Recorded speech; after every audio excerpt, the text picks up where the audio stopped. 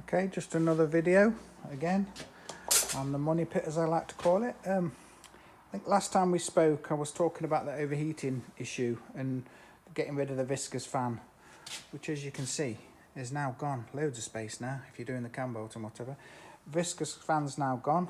I'll get me light, where's my light, so I can show you what I fitted. So these fans, I've actually, even though that one is slightly, you can see there, tucked behind the shroud a little bit, it's not a lot, and I think that shroud kind of guides the air through, so, and it kind of looks nicer with that on. So I put these fans in. So the fans were about 80 quid off eBay. I think they're just 280 watt fans, and I worked out I think it's CFM or whatever, or how much air they should move on their table, and two of those move more than it says you need for a 9 to 8. I sort of found that, I can't remember what the figure was, but I found out the figure, and I think it was 2,600, no, 2,300, and this was 2,600, whatever the unit is. So yeah, I've took my relays. I'm hoping the bonnet shuts down. I don't think the bonnet comes anywhere near there, but I've screwed the relays both there onto this shroud because there's obviously no fan behind there. Obviously not that. That's better. So yeah, it comes with two 20 amp fuses in. So basically it's wired down. I didn't end up putting the adjustable thermostat on that I've got, which is like a cooker knob basically. I didn't bother with that. I thought I'll just try that one that, you know, that's meant to be, I think it's meant to switch at 92 and then stay on till 85, which is what it seems to do. So that's just wired there. So that's just like an earth switch, and the earth's, you can see the earth's just on there where my light's touching. And then I've took the live feed from the starting sort of jump start bit, whatever it is, that jump start tag. And I've also wired it in. They said to wire one side of the relay to a switched ignition, which would be like the coil wire, I suppose, in the engine bay. But I've not done that, because if I do that, that means that if I've been nailing it and I stop and it's really hot and the fans are on and I turn it off, the fans will just stop, and with the bonnet on, the engine temperature will go up, not down. Then you get percolating fuel in the fuel lines and stuff, because obviously on these the fuel can sit on top of the valve and whatever, and in the lines it can sort of get vapor lock and make it difficult to start. So I didn't bother doing that. I've just wired it to that permanent live there. So basically now, when it's running, if the fans are on and you turn it off, the fans stay running until the temperature comes down, not for long at all, and then they go off. So there's no chance of that happening in the future. So if it's a hot day and I've been in traffic and I stop it and the fans have been on, the fans will stay on until it cools the rad down, which I know could possibly cause you a problem if it was really, really hot and your battery's not very good. It'd flatten your battery, but I don't think it will. I think it's very unlikely for the fans to be on for loads of time and you stop immediately and it to cook itself. If I find that's the case, I might have to maybe you can get a timer relay or something like that, or maybe I will have to switch it to the ignition.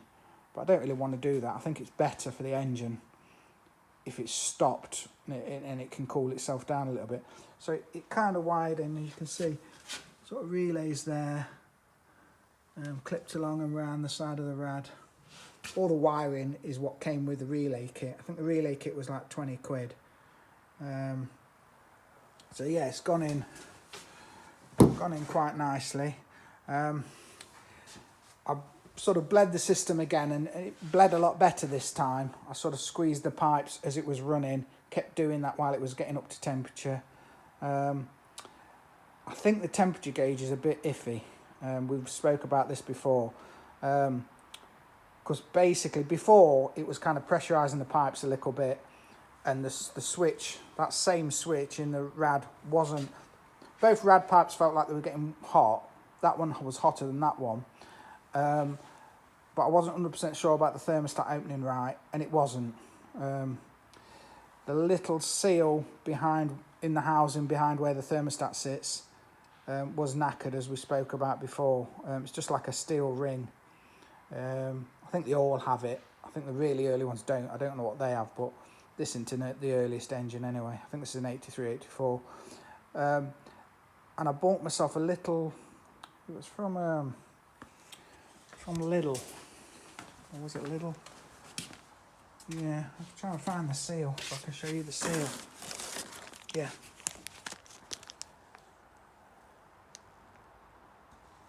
Right, so that's the seal. That's a 911 design part number. You can see it's got like a shoulder on. So it basically goes that way on. And the back of the round flap of the thermostat sits against it when the thermostat's open, blocks the water going back into the engine, and makes it go around the rad. I did buy two rads, two thermostats. One was a Gates one, and you need to look at the dimensions because I think the round plate at the back of the thermostat that goes inside the engine needs to be about 40. I think mine was 48. Needs to be that. The other one I bought two just in case. The other one I bought that said it fitted a 9 to 8. The hole on it was the round bit on the back of it was loads smaller. It actually fitted inside this seal, which whether that's for an early car or not, but it didn't. It said it fitted for this. So you need to buy this seal and make sure your thermostat, the round flat bit on the back of the thermostat is as big as that when you put it in, because otherwise it won't do its job. But I bought two of them just in case I had problems getting it in, but it was not a problem really. I bought like I say, this little Dremel sort of tool with a little wire wheel attachment, and got in there and cleaned it all up because it was quite khaki, and it just pushed in nice and easy. And it's got like tapered edges on, so it can't sort of fall back out itself. So yeah, so that kind of went okay. I mean, it's one of them jobs. I had to loosen the, it's easy to loosen the warm-up reg, this item, lift that up and cable tie it up to here a bit. You don't have to disconnect the pipe, just cable tie it up to there a bit, so you can wiggle that flange, the water pipe flange back on. It's easier to do it. But that all went together okay. And like I say, when it's running, it seemed to be getting up to the red. And I was a bit suspicious that it was cooking itself again.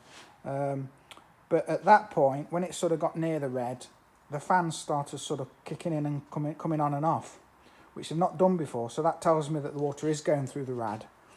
And at that, it seems to sit just above 3/4 most of the time. It does tend to creep up a bit sometimes and then go down a bit. I mean, I've not done the emissions and stuff yet, so that might affect it. And it is just sitting here ticking over, which is, you know. But I think the gauge is, I've put a new sender in, so I think that's okay. It's a decent quality one from 911 Design. And like I said before, sometimes you turn it off and the gauge stays up, and then you tap it and it falls down. And then sometimes the gauge can be reading 3/4 and it'll just jump up to maximum, to red, and then fall back down again. And I think before the red light did come on a couple of times, and then I turned it off. That's not happening now. But I borrowed a friend of mine, he's actually a painter, and he's got this kind of heat gun, infrared heat gun, which is an Ace item. So you basically just point it at it and it tells you the temperature. How accurate it is, I don't know. But at the end of the day, it gives me an indication. And it was saying basically the hottest it's got was sort of 93, 94 on the hot side of the rad, where the hot pipe's coming in. When the fan came on, it was dipping below 90. On this side of the rad, it didn't really get up to 90, nowhere near 90. It was sort of high 80s, middle 80s. The block seems to sit at around just under 90, most of it. I've done it on the heads. The hottest part was the back of one of the heads, which is where the heater matrix, the heater pipes go back onto it. But that was 92 or 93. But that kind of went up and down a little bit as the fans came on. And the more I ran it, the fans were staying on for a bit longer, but it never got to the point, I had it running for quite a while, never got to the point of being in the red on the gauge. And the temperature never got above, I think it got to 94, 95 on this side of the rad. But when I checked the pipes, when the fans had been on, the pipes were sort of not above 90, sort of low 90s. 90, 89, 88, and they kind of seem to match, which tells me that the water is getting around, because if both sides are the same temperature, it's flowing around. And like I say, the fan was cutting in and out quite well, not being too much of an issue.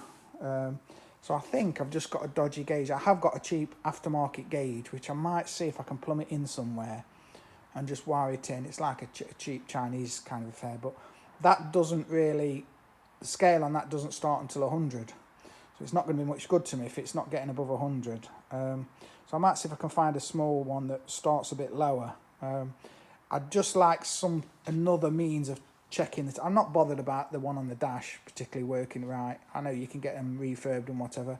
I'd just like another indication of what the normal running temperature is. So then if it does cook itself, I haven't just got the one that's reading high to go by.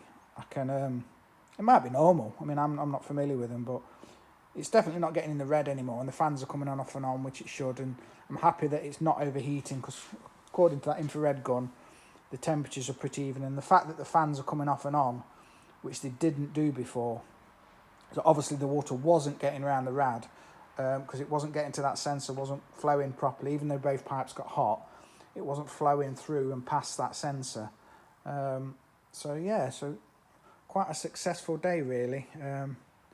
It's all bled again and back together. I put most of the air filter pipes on. These ones are taped up a bit. I will get some better ones of them at some point when I can find some at reasonable price, but I thought I'd put them on now. I've got new bonnet struts that I've put on, because I got them when I first got it, because the bonnet wouldn't stay up. So yeah, I think bonnet on next. Tomorrow I'll get somebody to help me and just double check the timing at 3,000 revs once it's warmed up. Then I think we're down to cleaning up some of the electrics under the dash, all the earths and stuff I can see under the dash and the fuse box. One headlight doesn't work. Check through the lights, washers and stuff. The CV joint boots I'm gonna have to do before it's just throwing oil everywhere. I don't want to knacker the CV joints up. And then we're not far off.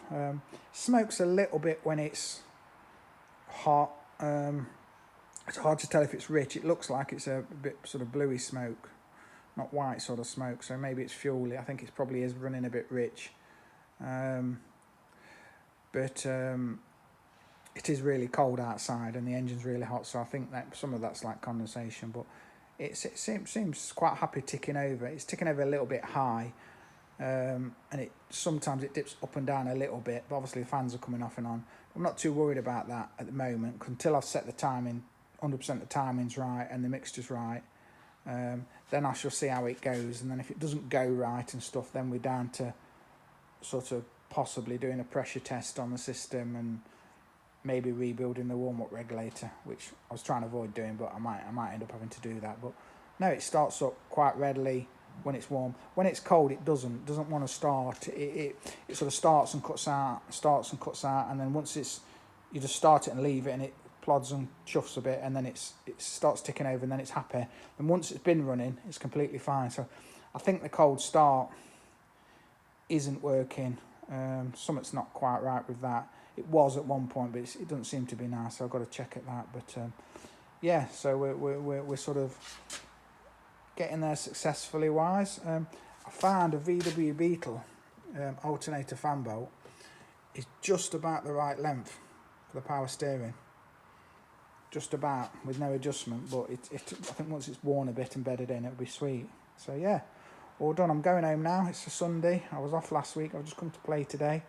I'll be doing some more vids next week, so if you're enjoying them, subscribe.